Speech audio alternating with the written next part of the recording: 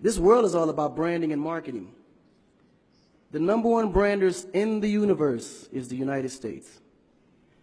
They made United States seem like it's the best place in the world to be. It's the land of the free, home of the brave. I go there to find and chase my dreams.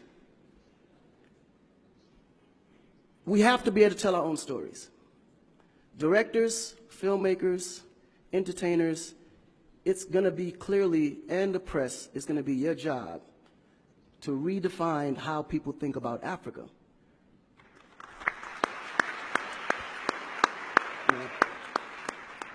Because you're here, you see what's going on. You clearly can see in a vivid picture the good, the bad, and the ugly.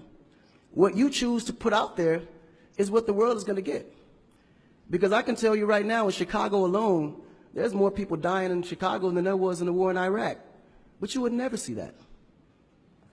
There's a lot of things that's happening in the U.S. that you would never see because they choose to show you what they want you to see for. Yeah. It's about country integrity. You have a certain reputation you have to keep. No one puts their family business out into the street. One of the problems we have in Africa is that when something happens, the press is quick to put out negative energy and quick to put out a negative story.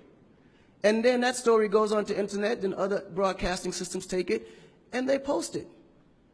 So when you look at places like Kenya, for instance, that I know of, maybe what, 2 terrorist attacks? But it was everywhere. So now people was afraid to go to Kenya because somebody shot up the mall. But then when you look online, there was over 25,000 attacks in the U.S., but you only knew about maybe 5 or 6. So we have to really rebrand. And then when you look at how the world perceives Africa, they're right. You know, you see zebras, lions, tigers, bears. Oh my. You get to the point where you think Africa's just a big jungle. The images that they're showing of Africa is historical images. This is way before civilization.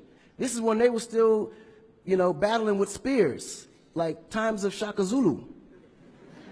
No, I'm serious. But then when you look at the U.S., they're showing Superman, Batman, you know? Where is our Superman? Where is our, like, Shaka Zulu should be a superhero today. Really. So we have to tell our own stories. I mean, even Jesus is white.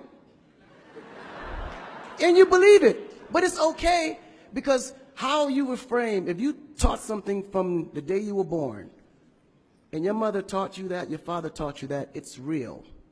You never look at your mom and your dad as liars. But their mother and father taught them the same thing because that's the kind of history that's put out for them to believe. Our history books in the U.S. is all white American history, culture that's been borrowed from other nations. But Africa have to teach the same history of our ancestors, the great things that they have accomplished. You know?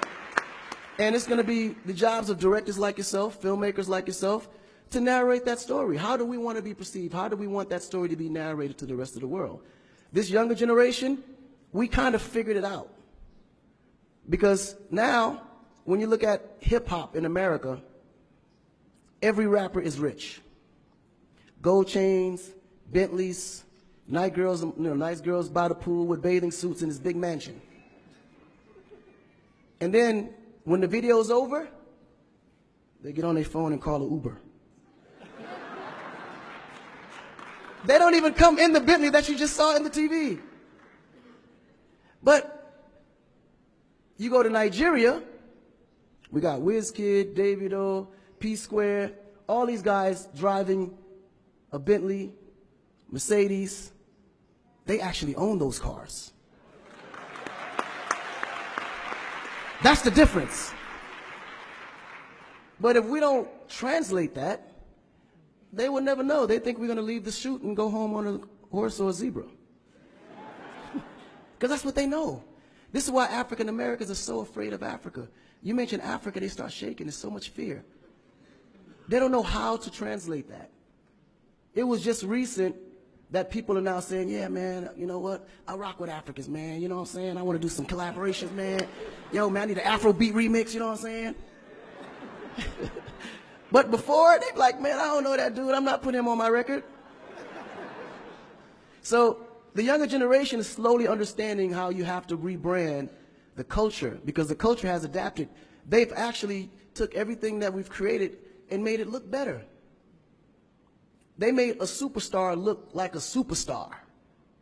When I look on TV and I see our biggest entertainers, they don't look like stars. That's why you can't really respect the entertainer.